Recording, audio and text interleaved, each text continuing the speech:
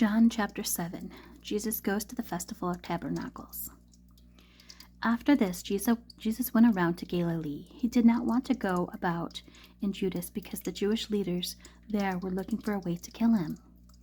But when the Jewish festival of Tabernacles was near, Jesus' brothers said to him, "Leave Galilee and go to Judea, so that your disciples there may see the work that you do. No one who wants to become a public figure acts in secret. Since you are doing these things, show yourself to the world," for even his own brothers did not believe in him.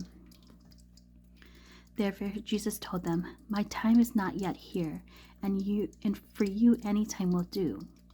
The world cannot hate you, but it hates me because I testify that its works are evil. You go to the festival. I am not going up to this festival because my time is yet not fully come." After he said this, he stayed in Galilee. However, after his brothers had left for the festival, he went also, not publicly, but in secret. Now at the festival, the Jewish leaders were watching for Jesus and asking, "Where is he?" Among the crowds, there was widespread whispering about him. Some said, "He is a good man." Others said, "No, he deceives the people."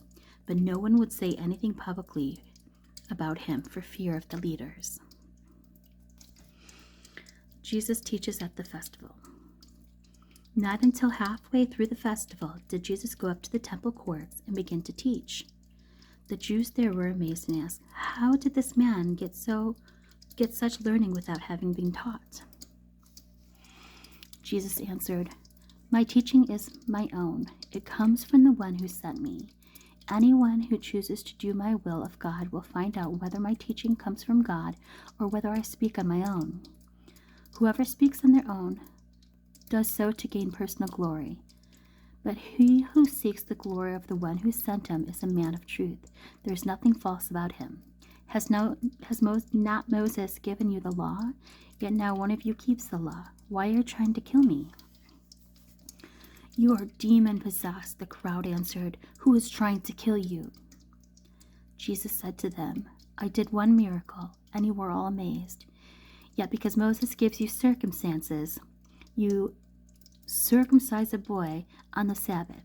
Now if a boy can be circumcised on a Sabbath, so that the law of Moses may not be broken, why are you angry with me for healing a man's whole body on the Sabbath? Stop judging by mere appearances, but instead judge correctly." Division over who Jesus is. At that point, some of the people of Jerusalem began to ask, "Isn't this the man they are trying to kill? Here he is speaking publicly, and they are not saying a word to him. Have the authorities really concluded that he is the Messiah?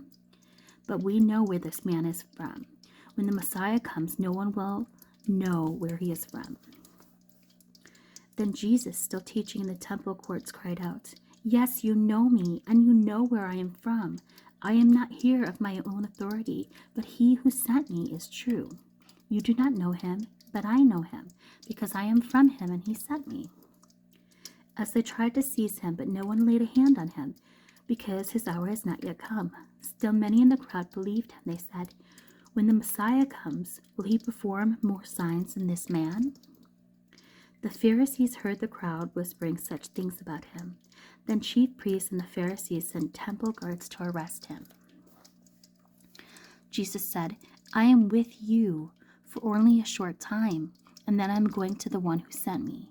You will look for me, but you will not find me, and where I am, you cannot come." The Jews said to one another, "Where does this man intend to go that we cannot find him? Will he go where our people live scattered among the Greeks and teach the Greeks? What did he mean when he said, 'You will look for me, but you will not find me, and where I am, you cannot come'?" On the last and greatest day of the festival, Jesus stood and said in a loud voice, "Let anyone who is thirsty come to me and drink. Whoever believes me, as Scripture has said, rivers of living water will flow from within them." By this he meant the Spirit, whom those who believed in him were later to receive. Up to that time, Spirit has not yet been given, since Jesus had not yet been glorified. On hearing his words, some of the people said, "Surely this man is a prophet." Others said, "He is the Messiah." Still others asked, "How can Messiah come from Galilee? Does not Scripture say that Messiah will come from David's descendants and from Bethlehem, the town where David lived? Thus the people were divided because Jesus.